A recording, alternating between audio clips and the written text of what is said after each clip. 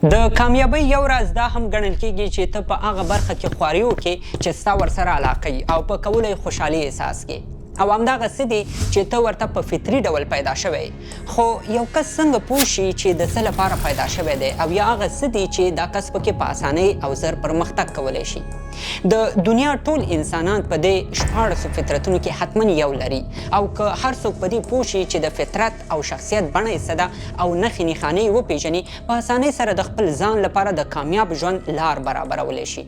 زموږ دا ویډیو ډېرو ملګرو خوښه کړې وه او غوښتنه یې کړې وه چې د هغو 14 فطرتونو په اړه تفصیلي معلومات ورکو چې په دې ویډیو کې مو یاد کړي وو.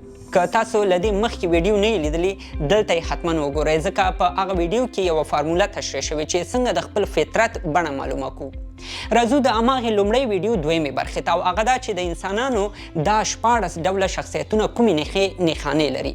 اول د آی ان ټي جی فطرت لرونکي خلک دي.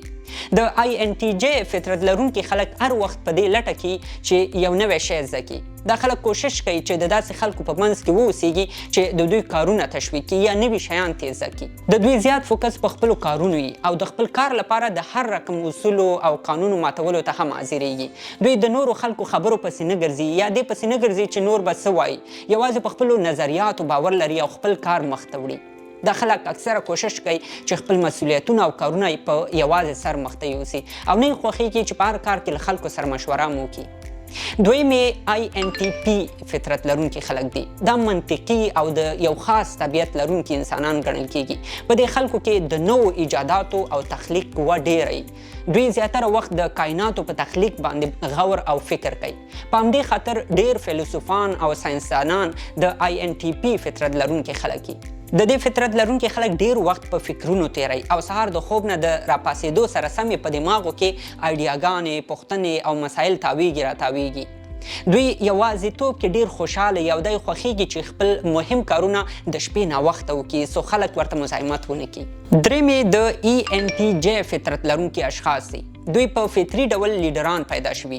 دا خلک آمرانه لهجه لري او په ځان ډیر کلک باور هم لري چې که هر کار ته ولویږي کولی شي ویې کړي. په همدې خاطر داسې خلک له چیلنجونو او رسک اخیستلو ویره نه لري. دوی فکر کوي که هر څومره سخت کار ورته وسپارل شي وخت او سهولت دې ورته برابر شي په ډیره اسانۍ سره به مخته یوسي او دا ځانګړنه کولی شي له دوی نه یو هوښیار تجار او کاروباري انسان هم جوړ کړي.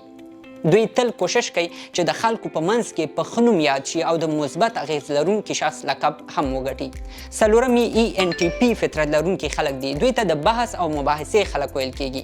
دوی په هر وخت کې له هر چا سره د هر څه په اړه د نظر اختلاف پیدا کولی شي. حتی دوی کله کله له خپلو نظریاتو سره هم په دې خاطر اختلاف کوي چې د مسلې په هغې بله خوا کې باندې هم ځان پوه کړي. د دې فطرت لرونکي خلک فکر کوي چې هیڅ عقیده داسې نشته چې پوښتنه پرې راپورته نه شي او هیڅ نظریه هم داسې نشته چې په بشپړ ډول سمه وي او هیڅ داسې اصول او قوانین هم نشته چې په هیڅ صورت مات نشي. پنځم یې د آی ان اف جی فطرت لرونکي خلک دي. دوی د ژوند لپاره په خیالاتو او تصوراتو ډېره عقیده لري.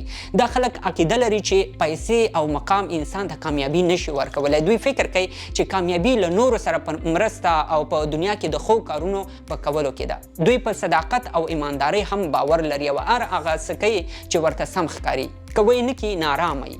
د آی ان اف جی فطرت لرونکي زیاتره اشخاص دا د ژوند هدف ګڼي چې له نورو سره کومک وکړي او کوشش کوي چې د حق لپاره غږ هم پورته کړي. شپږمې د آی ان اف پي خاصیت لرونکي خلک دي. دا خلک ډیر کم پیدا کیږي. دوی ته حساس انسانان هم ویل کیږي. معنا دا چې دوی غلی او آرام شخصیت لري او د ځان لپاره یوه خیالي دنیا لري. په خیالاتو کې ځان ته کیسې جوړوي او ډیر وخت ځان سره خبرې هم کوي. دوی له موسیقۍ سره، هنر سره، طبیعت سره او له هغو خلکو سره د زړه له تله مینه لري چې له ده سره نږدې. که څوک ورسره خپله کیسه شریکه کړي د خوشحالۍ او ویاړ احساس کوي او کوشش کوي چې کیسو ته یې په ډیر دقت غوږ هم ونیسي. ډیر د آی ان اف پي فطرت لرونکي خلک به یا شاعران یا لیکوالان او یا هنرمندان وي. اووم یې د ای ان اف جی خاصیت لرونکي شخصیتونه دي. دا هغه اشخاص دي چې د خپلو هدفونو د لاسته راوړلو او د حقیقت په ویلو کې هیڅ کله شرم نه احساسوي. دوی کوشش کوي چې نور خلک له ځان سره یو ځای کړي او په ګډه د نورو د خدمت لپاره راپورته شي. د دې فطرت لرونکي خلک تل په دې لټه کې چې خلک د دنیا په هره چاره کې له ځانه متاثره کړي. تر ډیره د مشر او رهبرۍ خاصیت هم لري. په همدې خاطر ډیر سیاستوال، استادان او په بېلابېلو برخو کې د خلکو روزونکي د ENFJ فطرت لري. اتم یې د ENFP شخصیت لرونکي خلک دي. دوی ته خوځنده یا متحرک انسانان ویل کیږي. دوی آزاد او تخلیقي فکر لري، غواړي له دنیا نه خوند واخلي، کوشش کوي چې د هر محفل مالګه واوسي او ښه ساتیري هم وکړي. دوی عقیده لري چې هر څه او هر څوک له یو بل سره تړلي دي او له ډیرو اړیکو سره انسانان کولی شي چې ډیرې ګټې ترلاسه کړي. د دې فطرت لرونکي اشخاص دا باور لري چې هر څوک باید خپل احساسات نورو سره شریک کړي او له دې سره ځان آرام احساس کړي. دوی زیاتره وخت په دې مصروف وي چې څنګه په ټولنه کې له خلکو سره اړیکې جوړې کړي، د خلکو احساسات او نظریات څنګه وپیژني. نهم یې ISTJ فطرت لرونکي انسانان دي. دا هغه خلک دي چې د زړه او خولې خبره یوه یعنی صادقانه او ریښتینی شخصیت لري. که غلطي ترې وشي زر یې مني او بخښنه هم غواړي او د حقیقت ویلو نه هیڅکله ډار نه لري. دا ډول انسانان اصولو، قوانینو او روایتونو ته ډیر پابند دي او احترام هم کوي. دوی کارونه د خلکو د توجه راجلبولو لپاره نه کوي. زیاتره وخت دوی له هغه ډیر کار کوي څومره چې خلکو ته ښکاري. د دوی رښتینولۍ او صداقت نه خلک بیا ډیره ناسمه استفاده هم کوي او خپل کارونه یې پې مخته وړي.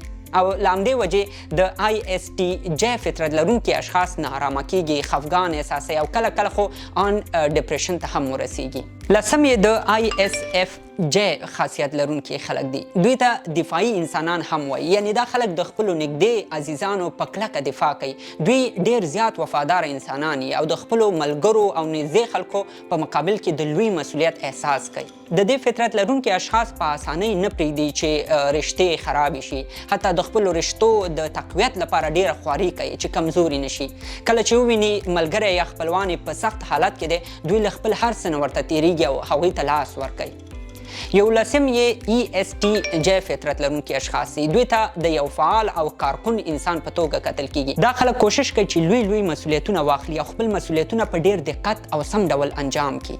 دوی چې یو کار شروع کړي تر اخره یې حتما رسوي او په همدې خاطر په ټولنه کې ډیر باور هم پې کیږي. د دوی لټان او هغه خلک نه خوښیږي چې له کاره ځان پټوي. دوی د کارونو په مدیریت او مینج کولو کې هم ښه مهارت لري.